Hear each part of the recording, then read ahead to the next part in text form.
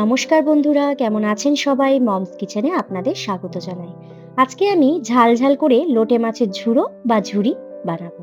এই মাছ খেতে অনেকেই অপছন্দ করেন, কিন্তু আমি যেভাবে রান্না করছি, যদি এইভাবে মাছটাকে রান্না করেন তাহলে খেতে খুবই ভালো লাগবে। তাহলে চলুন রান্নাটা শুরু করি। মাছটাকে আমি ভালো করে কেটে দু টুকরো করে কেটে নিয়েছি, কেটে ধুয়ে জল ঝরিয়ে নিয়েছি। আর নিয়েছি রসুন এবং পেঁয়াজ, এই দুটোকে আমি পেস্ট করে নেব। আর কুচিয়ে নিয়েছি বেশ কিছুটা পরিমাণে পেঁয়াজ। এইবারে আমি একটা কড়াই গরম বসিয়ে দিয়েছি। কড়াইয়ের মধ্যে আমি বেশ কিছুটা পরিমাণে সাদা তেল দিয়ে দিচ্ছি।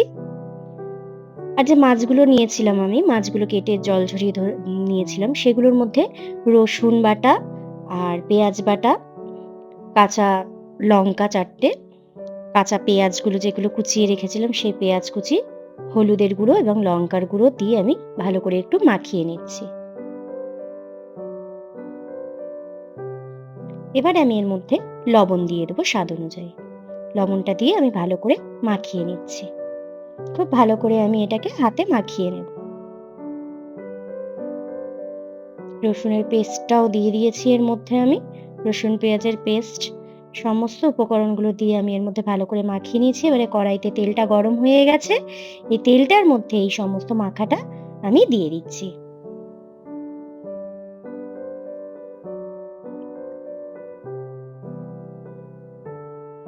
দিয়ে বেশ কিছুক্ষণ আমি হতে দেব।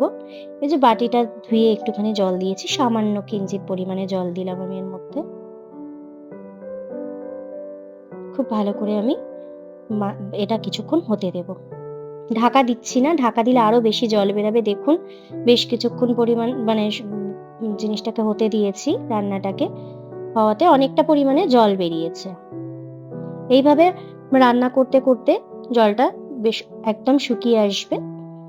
যতক্ষণ না জলটা শুকায় ততক্ষণ এইভাবে নাড়তে থাকতে হবে, না হলে নিচে লেগে যাওয়ার সম্ভাবনা থাকবে।